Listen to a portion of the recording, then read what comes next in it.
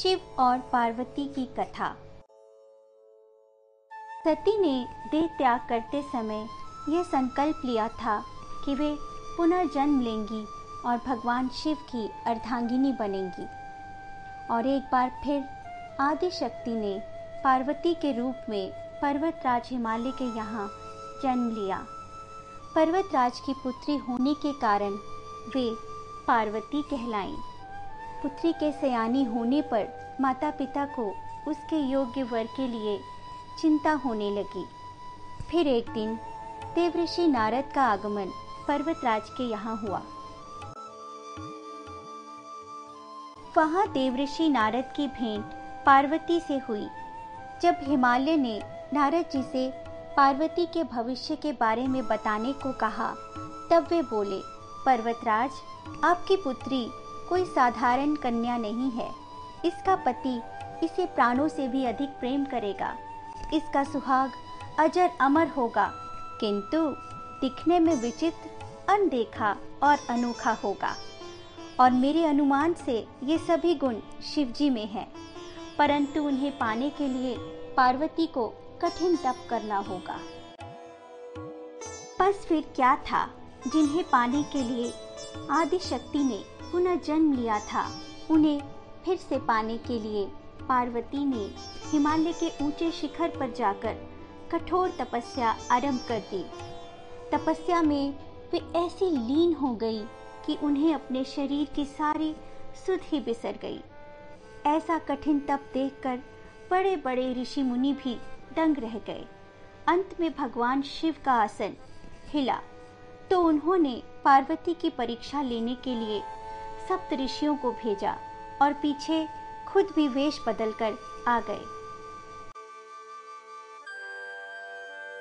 परंतु पार्वती की अविचल निष्ठा के सामने शिव खुद को अधिक देर तक छिपा न सके और अपने असली रूप में पार्वती के समक्ष प्रकट हो गए। फिर पार्वती को शिवजी के पाणी ग्रहण का वरदान मिला। अपनी तपस्या पूर्ण करके पार्वती घर लौट आईं और माता पिता से सारी बात कह डाली। इसके बाद सप्तऋषि भगवान शिव की ओर से विवाह का प्रस्ताव लेकर पर्वतराज हिमालय के पास गए। इस प्रकार भगवान शिव और देवी पार्वती के विवाह की शुभ तिथि तय हुई। विवाह का दिन भी आया।